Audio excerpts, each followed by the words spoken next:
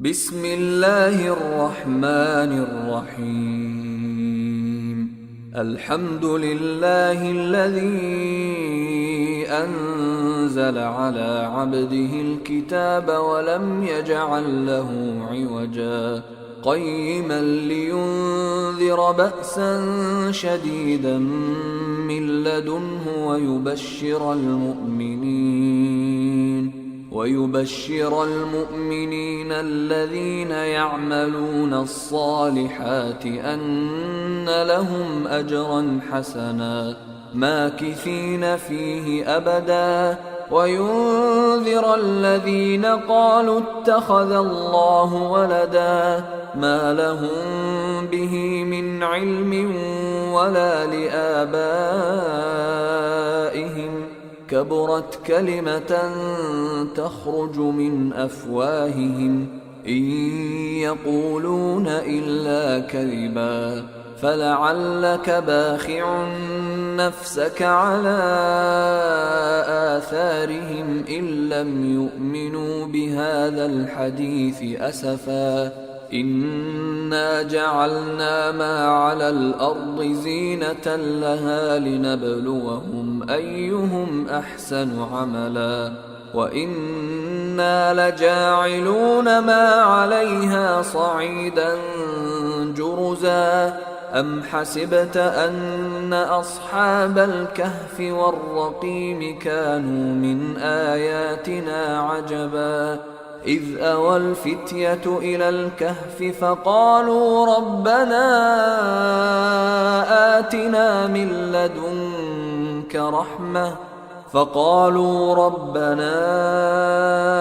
آتنا من لدنك رحمة وهيئ لنا من أمرنا رشدا فضربنا على آذانهم في الكهف سنين عددا ثم بعثناهم لنعلم أي الحزبين أحصى لما لبثوا أمدا نحن نقص عليك نبأهم بالحق إنهم فتية آمنوا بربهم وزدناهم هدى وربطنا على قلوبهم إذ قاموا فقالوا ربنا رب السماوات والأرض لن ندعو من دونه إلها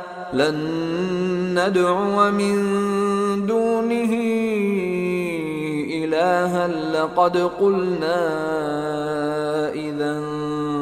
شططا هؤلاء قومنا اتخذوا من دونه آلهة لولا يأتون عليهم بسلطان بين فمن أظلم ممن افترى على الله كذبا وإذ اعتزلتموهم وما يعبدون إلا الله فأووا إلى الكهف ينشر لكم ربكم من رحمته ويهيئ لكم من أمركم مرفقا وترى الشمس إذا طلعت تزاور عن كهفهم ذات اليمين وإذا غربت تقرضهم ذات الشمال وهم في فجوة منه ذلك من آيات الله من يهد الله فهو المهتد ومن يضلل فلن تجد له وليا مرشدا وتحسبهم أيقاظا وهم رقود ونقلبهم ذات اليمين وذات الشمال وكلبهم باسط ذراعيه بالوصيد لو اطلعت عليهم لوليت منهم فرارا ولملئت منهم رعبا وكذلك بعثناهم ليتساءلوا بينهم قال قائل منهم كم لبثتم قالوا لبثنا يوما أو بعض يوم قالوا ربكم أعلم بما لبثتم فابعثوا أحدكم بورقكم هذه إلى المدينة فلينظر أيها أزكى طعاما فليأتكم برزق منه وليتلطف ولا يشعرن بكم أحدا إنهم إن يظهروا عليكم يرجموكم أو يعيدوكم في ملتهم ولن تفلحوا إذا أبدا وكذلك أعثرنا عليهم ليعلموا أن وعد الله حق وأن الساعة لا ريب فيها إذ يتنازعون بينهم أمرهم فقالوا ابنوا عليهم بنيانا ربهم أعلم بهم قال الذين غلبوا على أمرهم لنتخذن عليهم مسجدا سيقولون ثلاثة رابعهم كلبهم ويقولون خمسة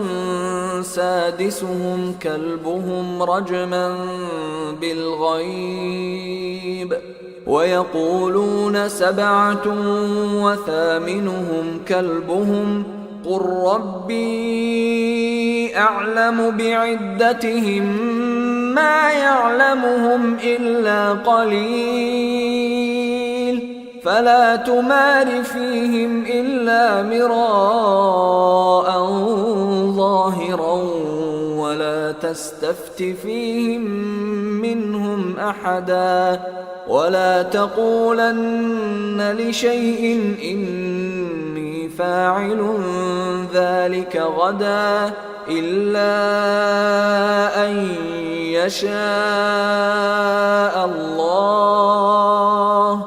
واذكر ربك إذا نسيت وقل عسى أن يهديني ربي لأقرب من هذا رشدا ولبثوا في كهفهم 300 سنين وازدادوا 9 قل الله أعلم بما لبثوا له غيب السماوات والأرض أبصر به وأسمع ما لهم من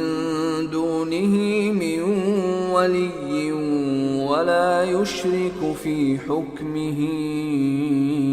أحدا واتل ما أوحي إليك من كتاب ربك لا مبدل لكلماته ولن تجد من دونه ملتحدا واصبر نفسك مع الذين يدعون ربهم بالغداة والعشي يريدون وجهه ولا تعد عيناك عنهم تريد زينة الحياة الدنيا ولا تطع من أغفلنا قلبه عن ذكرنا واتبع هواه وكان أمره فرطا وقل الحق من ربكم فمن شاء فليؤمن ومن شاء فليكفر إنا أعتدنا للظالمين نارا أحاط بهم سرادقها وإن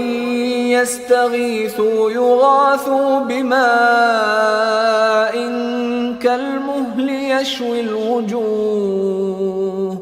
بئس الشراب وساءت مرتفقا إن الذين آمنوا وعملوا الصالحات إنا لا نضيع أجر من أحسن عملا أولئك لهم جنات عدن تجري من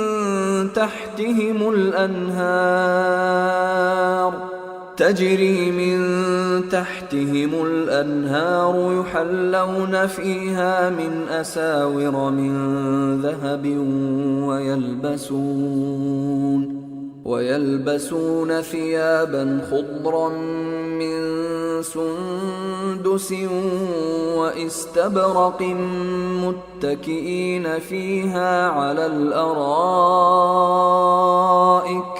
نعم الثواب وحسنت مرتفقا واضرب لهم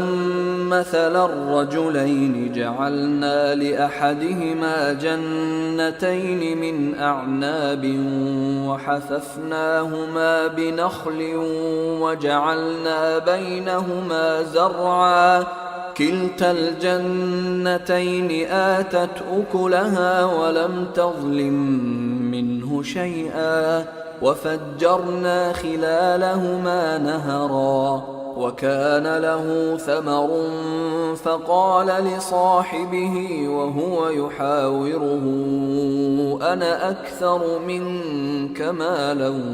وأعز نفرا ودخل جنته وهو ظالم لنفسه قال ما أظن أن تبيد هذه أبدا وما أظن الساعة قائمة ولئن رددت إلى ربي لأجدن خيرا منها منقلبا قال له صاحبه وهو يحاوره أكفرت بالذي خلقك من تراب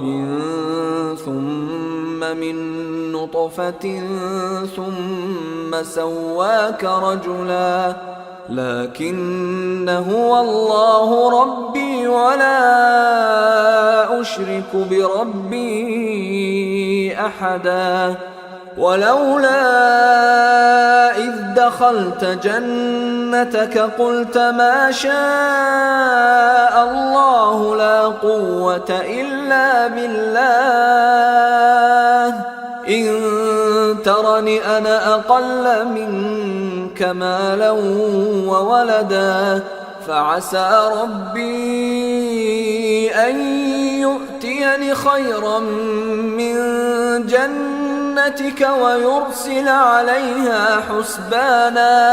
ويرسل عليها حسبانا من السماء فتصبح صعيدا زلقا أو يصبح ماؤها غورا فلن تستطيع له طلبا وأحيط بثمره فأصبح يقلب كفيه على ما أنفق فيها وهي خاوية على عروشها ويقول يا ليتني لم أشرك بربي أحدا ولم تكن له فئة ينصرونه من دون الله وما كان منتصرا هنالك الولاية لله الحق هو خير ثوابا وخير عقبا واضرب لهم مثل الحياة الدنيا كماء إن أنزلناه من السماء فاختلط به نبات الأرض فأصبح هشيما تذروه الرياح وكان الله على كل شيء مقتدرا. المال والبنون زينة الحياة الدنيا والباقيات الصالحات خير عند ربك ثوابا وخير أملا. ويوم نسير الجبال وترى الأرض بارزة وحشرناهم فلم نغادر منهم أحدا وعرضوا على ربك صفا لقد جئتمونا كما خلقناكم أول مرة بل زعمتم أن لن نجعل لكم موعدا. ووضع الكتاب فترى المجرمين مشفقين مما فيه ويقولون يا ويلتنا ما لهذا الكتاب لا يغادر صغيرة ولا كبيرة إلا أحصاها ووجدوا ما عملوا حاضرا ولا يظلم ربك أحدا. وإذ قلنا للملائكة اسجدوا لآدم فسجدوا إلا إبليس كان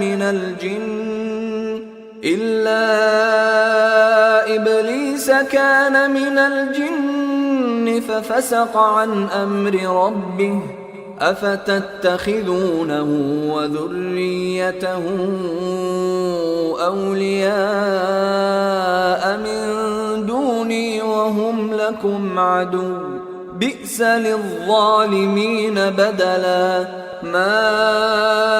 أشهدتهم خلق السماوات والأرض ولا خلق أنفسهم وما كنت متخذ المضلين عضدا. ويوم يقول نادوا شركائي الذين زعمتم فدعوهم فلم يستجيبوا لهم وجعلنا بينهم موبقا. ورأى المجرمون النار فظنوا أنهم مواقعوها ولم يجدوا عنها مصرفا. ولقد صرفنا في هذا القرآن للناس من كل مثل وكان الإنسان أكثر شيء جدلا. وما منع الناس أن يؤمنوا إذ جاءهم الهدى ويستغفروا ربهم إلا أن تأتيهم سنة الأولين أو يأتيهم العذاب قبلا. وما نرسل المرسلين إلا مبشرين ومنذرين ويجادل الذين كفروا بالباطل ليدحضوا به الحق واتخذوا آياتي وما أنذروا هزوا. ومن أظلم ممن ذكر بآيات ربه فأعرض عنها ونسي ما قدمت يداه إنا جعلنا على قلوبهم أكنة أن يفقهوه وفي آذانهم وقرا وإن تدعهم إلى الهدى فلن يهتدوا إذا أبدا. وربك الغفور ذو الرحمة لو يؤاخذهم بما كسبوا لعجل لهم العذاب بل لهم موعد لن يجدوا من دونه موئلا وتلك القرى أهلكناهم لما ظلموا وجعلنا لمهلكهم موعدا وإذ قال موسى لفتاه لا أبرح حتى أبلغ مجمع البحرين أو أمضي حقبا فلما بلغا مجمع بينهما نسيا حوتهما فاتخذ سبيله في البحر سربا فلما جاوزا قال لفتاه آتنا غداءنا لقد لقينا من سفرنا هذا نصبا قال أرأيت إذ أوينا إلى الصخرة فإني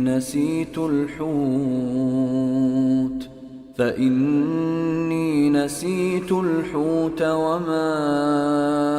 أنسانيه إلا الشيطان أن أذكره واتخذ سبيله في البحر عجبا قال ذلك ما كنا نبغي فارتدا على آثارهما قصصا فوجدا عبدا من عبادنا آتيناه رحمة من عندنا وعلمناه من لدنا علما قال له موسى هل أتبعك على أن تعلمني مما علمت رشدا قال إنك لن تستطيع معي صبرا وكيف تصبر على ما لم تحط به خبرا قال ستجدني إن شاء الله صابرا ولا أعصي لك أمرا قال فإن اتبعتني فلا تسألني عن شيء حتى أحدث لك منه ذكرا فانطلقا حتى إذا ركبا في السفينة خرقها قال أخرقتها لتغرق أهلها لقد جئت شيئا إمرا قال ألم أقل إنك لن تستطيع معي صبرا قال لا تؤاخذني بما نسيت ولا ترهقني من أمري عسرا فانطلقا حتى إذا لقيا غلاما فقتله قال أقتلت نفسا زكية بغير نفس قال أقتلت نفسا زكية بغير نفس لقد جئت شيئا نكرا قال ألم أقل لك إنك لن تستطيع معي صبرا قال إن سألتك عن شيء بعدها فلا تصاحبني قد بلغت من لدني عذرا فانطلقا حتى إذا أتيا أهل قرية استطعما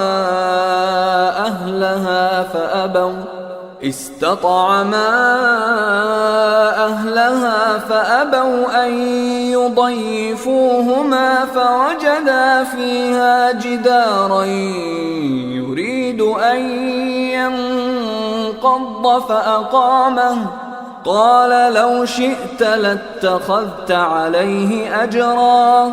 قال هذا فراق بيني وبينك سأنبئك بتأويل ما لم تستطع عليه صبرا أما السفينة فكانت لمساكين يعملون في البحر فأردت أن أعيبها وكان وراءهم ملك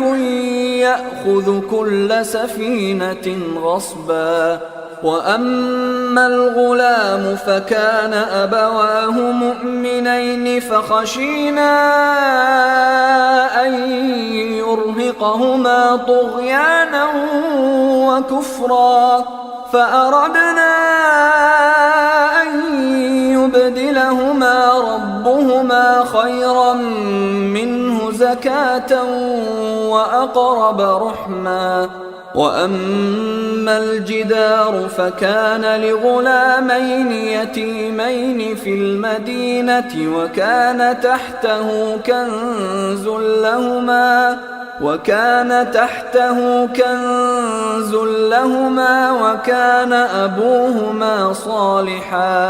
وكان أبوهما صالحا فأراد ربك أن يبلغا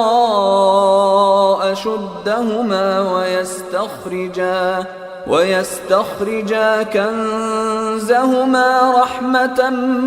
من ربك وما فعلته عن أمري ذلك تأويل ما لم تسطع عليه صبرا ويسألونك عن ذي القرنين قل سأتلو عليكم منه ذكرا إنا مكنا له في الأرض وآتيناه من كل شيء سببا فأتبع سببا حتى إذا بلغ مغرب الشمس وجدها تغرب في عين حمئة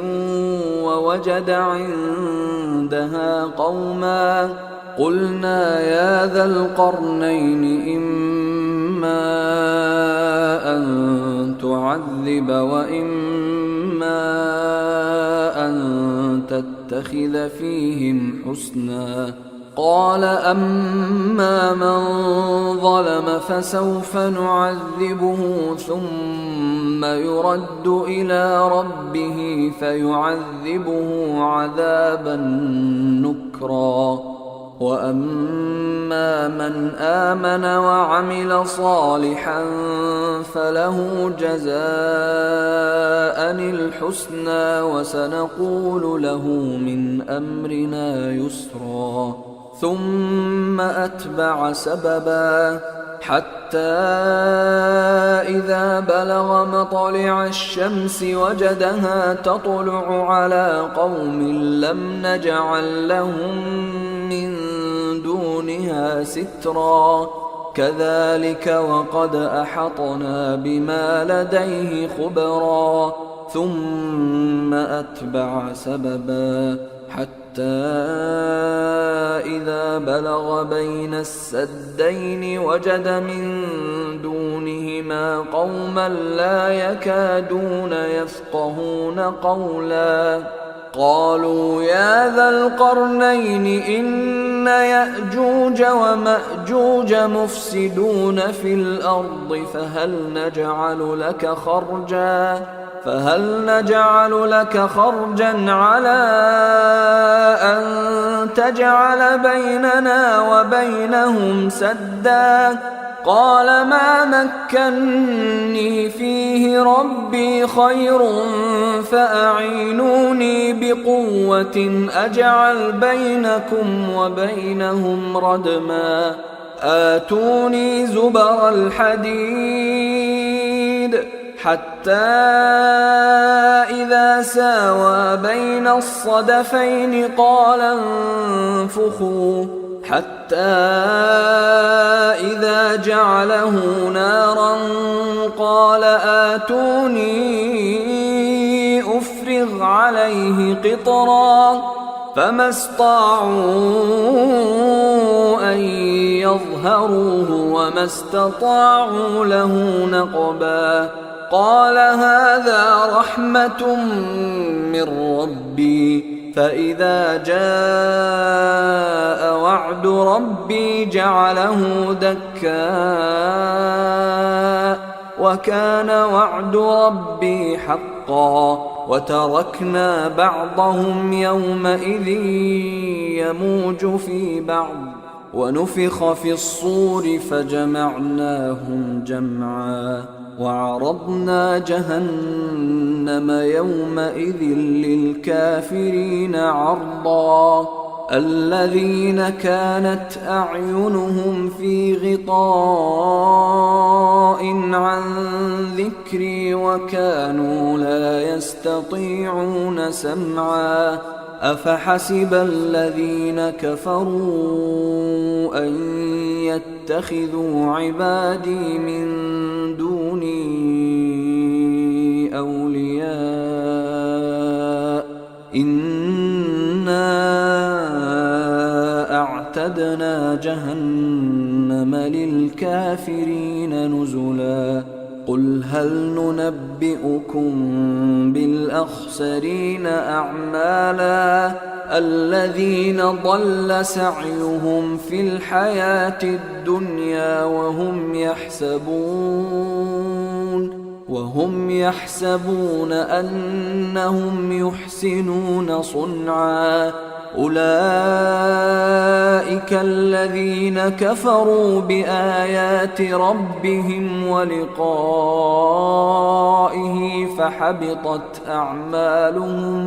فحبطت أعمالهم فلا نقيم لهم يوم القيامة وزنا. ذلك جزاؤهم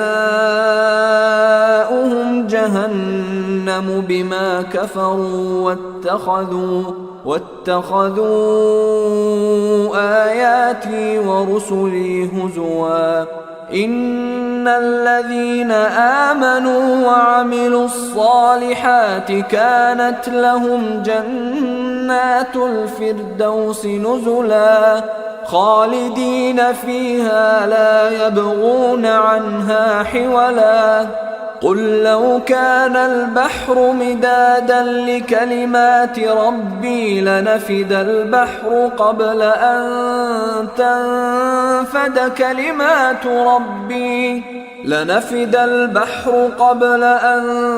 تنفد كلمات ربي ولو جئنا بمثله مددا. قل إنما أنا بشر مثلكم يوحى إلي أنما إلهكم إله واحد فمن كان يرجو لقاء ربه فليعمل عملا صالحا ولا يشرك بعبادة ربه أحدا. أيها الإخوة الكرام، نذكركم بأن حقوق الطبع والتوزيع محفوظة. والسلام عليكم ورحمة الله وبركاته.